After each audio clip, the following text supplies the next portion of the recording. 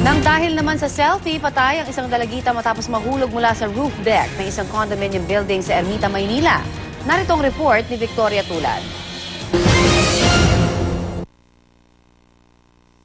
Dead on the spot ang third-year mass communication student na si Cristina Marie Pagalilawan matapos mahulog mula sa roof deck ng isang condominium building sa Ermita, Maynila.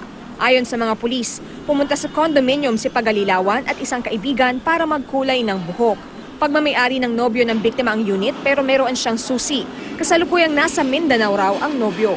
Mula sa unit ng kanyang boyfriend, umakyat daw si Pagalilawan at kaibigan sa roof deck sa 20th floor para mag-selfie. Habang tinitingnan ng kaibigan ni Pagalilawan ang mga litratong nakuha na nila, umupo ang biktima sa pader ng roof deck para magpalitrato. Paglingon daw ng kanyang kaibigan, wala na si Pagalilawan. Nahulog daw siya dahil hindi pantay ang pader. Bagaman nadulas na, nagawa pa raw makahawak ng biktima sa isang bahagi ng gusali.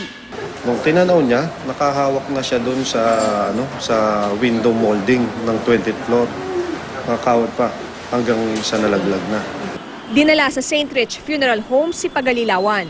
Ganoon na lang ang pighati ng mga magulang ni Pagalilawan nang malaman ang sinapit ng anak. Wala naman daw nakikitang foul play ang mga pulis, pero kailangang imbestigahan kung may pananagutan ang may-ari ng kondominium. Kung kami ang tatanungin, etong wall na to is napakababa. Hindi namin kung yan ba yung standard na taas. Kung lampas ng bewang, dapat abot siya sa dibdib.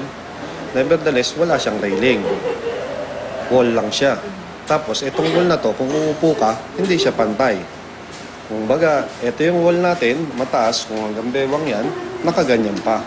Sa pagtatanong ng mga police officer in charge ng gusali, nalaman nilang hindi rin pala nito alam kung ano ang gagawin sa mga ganitong klase ng insidente. Wala rin daw safety officer na naka-duty. Wala pang pahayag ang may-ari ng condominium. Ito ang unang balita sa Maynila. Victoria Tulad, reporting.